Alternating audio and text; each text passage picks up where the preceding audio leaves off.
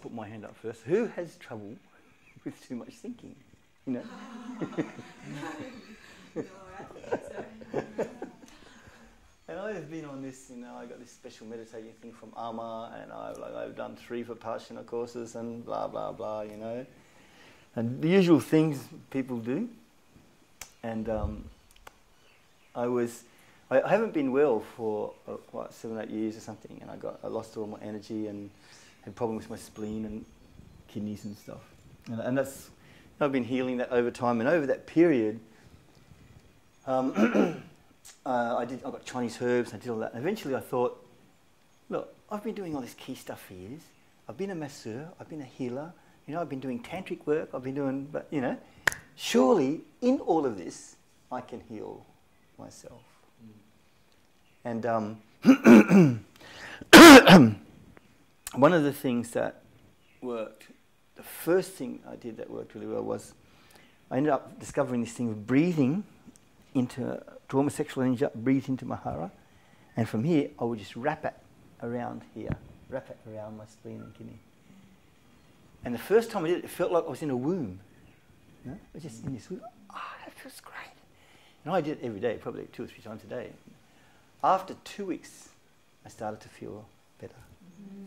And I got a lot from that. It took me a certain level, took me a certain way, and then I had to do other things and learn other things. And of course, eventually I learnt pediculation and different things.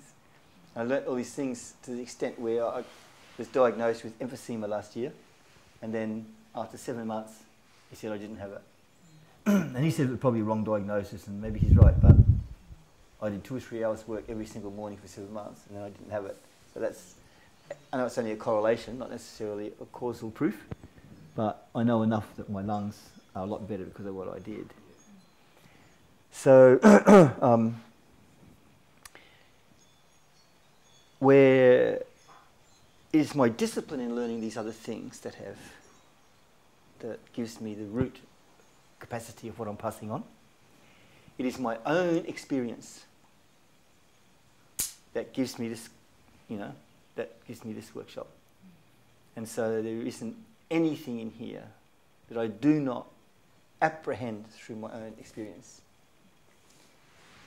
So I want to show you this thing about thought, which is really useful. I mean, if it was a panacea, the yogis would have discovered it years ago, but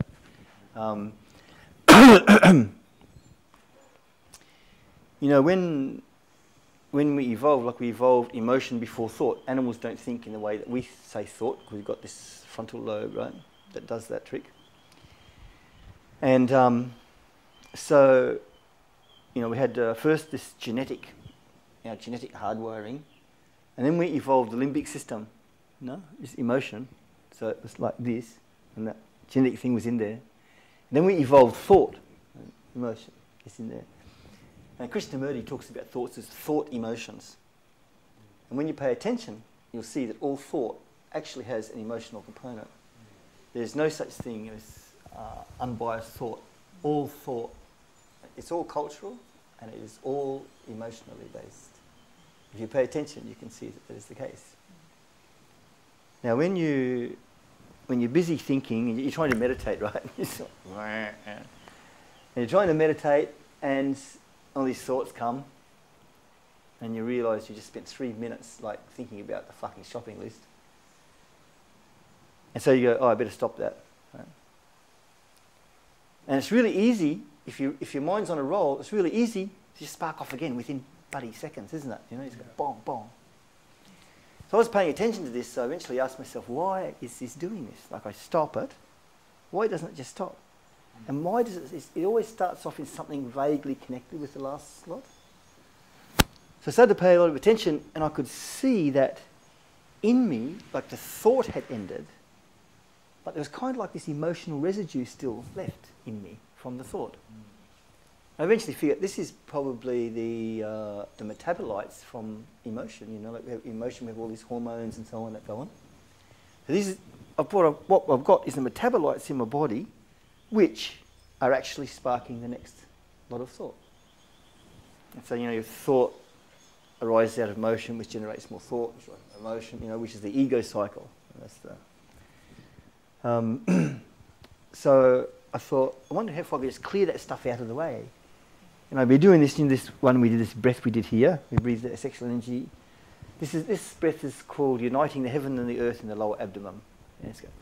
But I'm using sexual energy with it as well. Okay. Breathe in, and then radiate out through all your body. Yeah, that one. So when you're sitting and you're meditating, and all this thought goes on, and then you stop thinking, then to flush those metabolites, those emotional metabolites from your body, it only takes one. It took me a few at first, but after, it doesn't take long. One, let's go.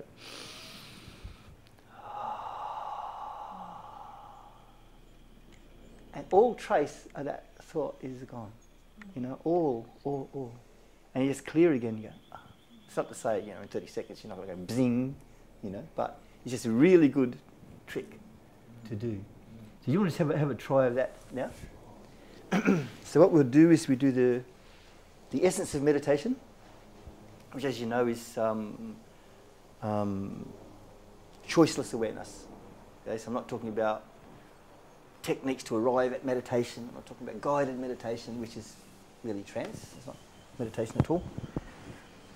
So we're just going to do the choiceless awareness, which is the essence of meditation. So we're only going to pay attention to what is, that's all.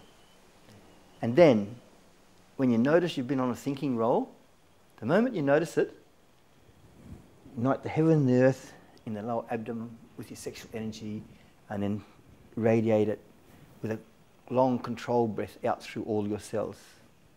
And if it takes more than one, you know, just do it however many it takes to clear that thought residue.